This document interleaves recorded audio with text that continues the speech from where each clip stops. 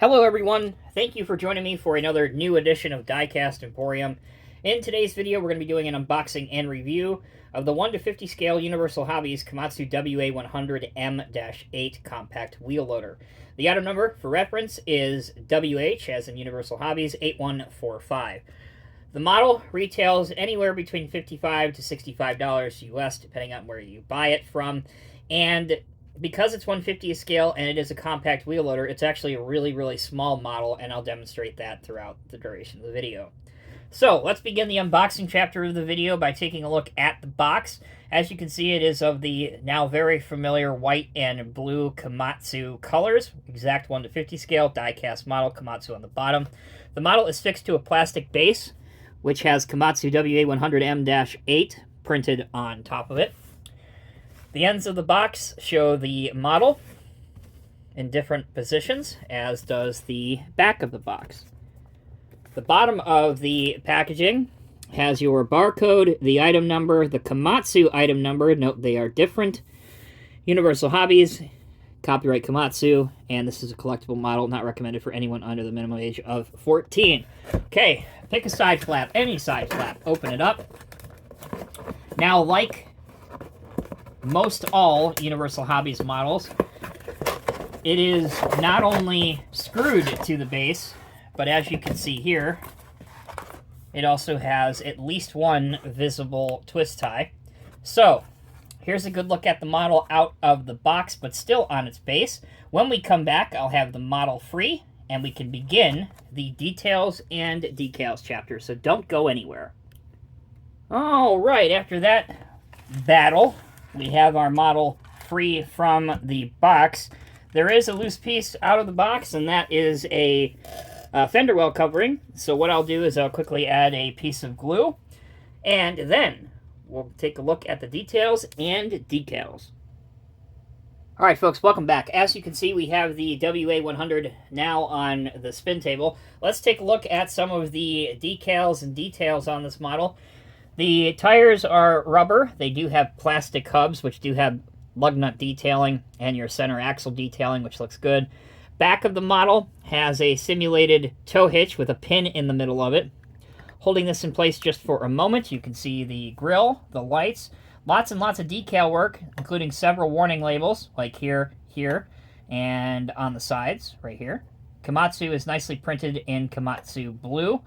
The side vents here as well and decaling do stand out and look pretty darn decently, especially since they are of the printed variety.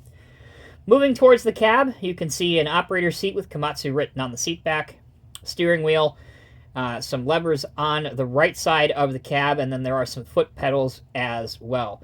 The doors on this model do not open, which would be a really cool feature if that could be rectified if this model is released in the future.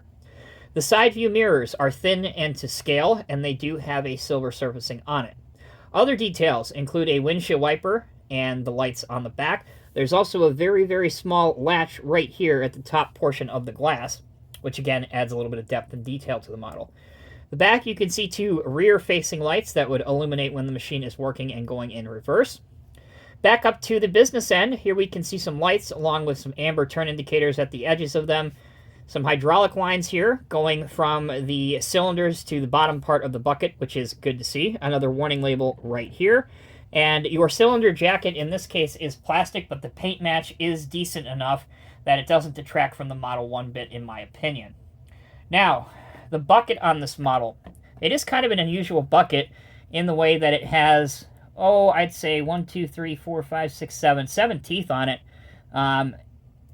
And it's just an unusual looking small bucket that you don't often see on machines like this. So it kind of leads me to speculate and wonder if this is a European spec wheel loader. I will look into that and get back to you. Finally, we'll take a look at the detail on the underneath side of the model. So allow me to bring this closer to you. You can see the tread pattern on the wheels. You can see some more hydraulic lines here and here. You can also see a large cylinder jacket and ram that powers the front axle. And there you go. Those are the details and decals. When we come back, we'll put this model through its paces during functionality. Welcome back, everyone. Now let's go through the model's functionality.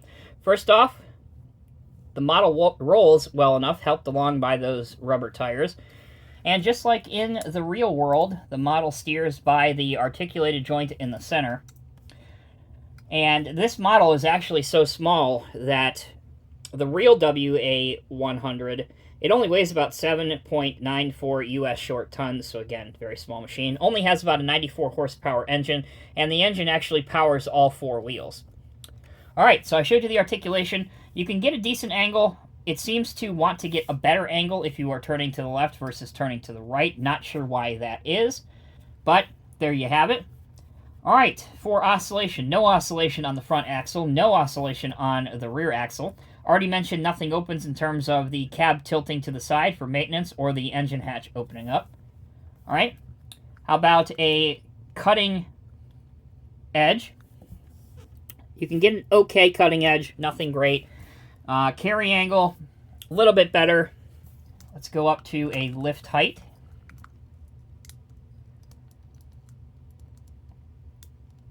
Mine will go up to about there without forcing it too high.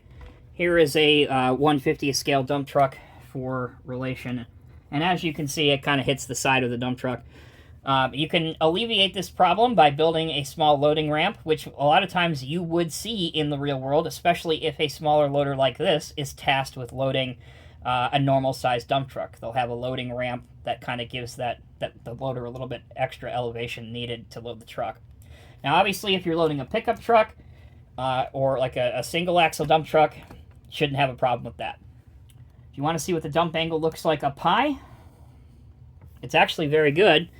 And you should be able to get everything out of the front of it. All right, let's go to some display options now. Obviously, you can just display it like this, loading something or dumping into a stockpile if you want. This would be a perfect loader if you are doing any landscaping or maybe some small bulk material handling, like if you're loading wood chips or something, or some sand, something like that on your display, your diorama, or your railroad layout. Now, if you want to pull it behind a dump truck on a tag trailer, you can do that. This is legal, again, to use in most cities and environments. There we go. And as you saw me loading that, you probably noticed that one of these hydraulic lines popped off, so that's not the best quality control, but again, we can always fix that. Anyway, it does make a pretty convincing load on a dump truck with a tag-along trailer behind it. Alright, let's wrap this video up. In conclusion, the Universal Hobbies 150 scale WA100M-8 compact wheel loader is a decent addition to your collection.